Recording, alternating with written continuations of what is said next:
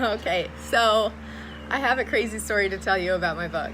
I know, who's so sick of hearing about this book?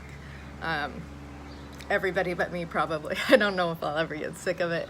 Anyway, okay, so I was in Atlanta last week. I was at the Vern Harnish Scaling Up conference.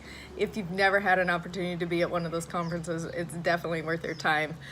It was great. So the last day, they did an adjustment to the schedule, and they said, hey, there's somebody local in Atlanta that we're able to arrange. We would love to have him speak, and he's agreed, so we're gonna change up the schedule. So anyway, they're really excited. I'd never heard about this guy.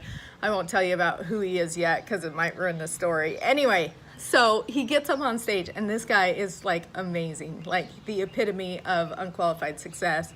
He's talking about how like the crazy things he did to break into the music industry, and then when he left that, what he did to get into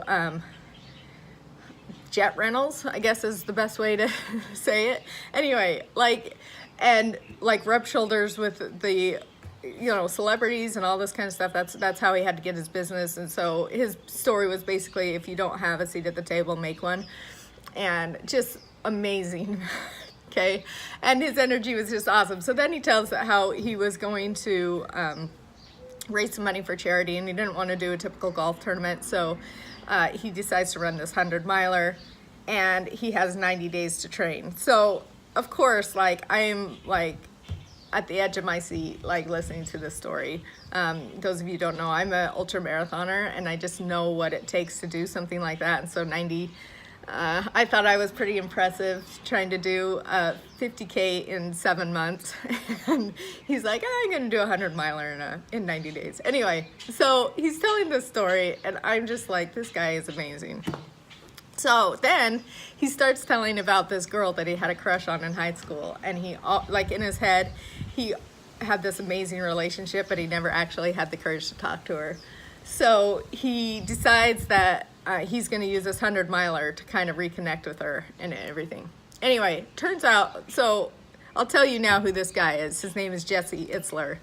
And his wife, this girl that he ends up connecting with, turns out to be his wife, who is Sarah Blakely, the founder of Spanx. So, I'm going crazy, right? Sarah's, one of my heroes.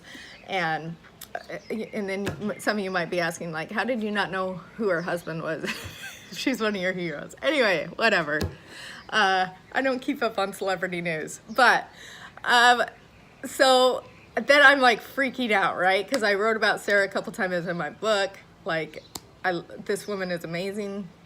So I'm I have to give him a copy of my book. I wrote about her. She'll want a copy of this. It didn't even dawn on me at the time that there have been thousands of articles written about her, podcasts, news articles, she cares what I had to say in this podunk book. But anyway, that didn't occur to me, and I'm I have to get him a copy. But the problem is I don't have a copy. I have no copies of my book.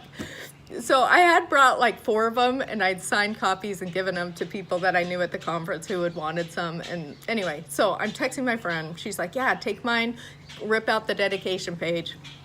So anyway, Jesse's still up on stage talking about, rolling up your garden hose, which is great advice, by the way. Anyway, you'll have to listen to him to get what that means. Okay, so anyway, I'm tearing up my book, and then I'm okay, I wanna write a note, but I have no paper. I just have my computer, because I was taking notes on my computer, and there was a program there, and on the back page it had a notes section. So I tear off the back cover of this program, but it's glossy, those glossy programs, and I only have a gel pen, so I'm writing on this and it's smearing. It looks so awful. I'm just oh my gosh.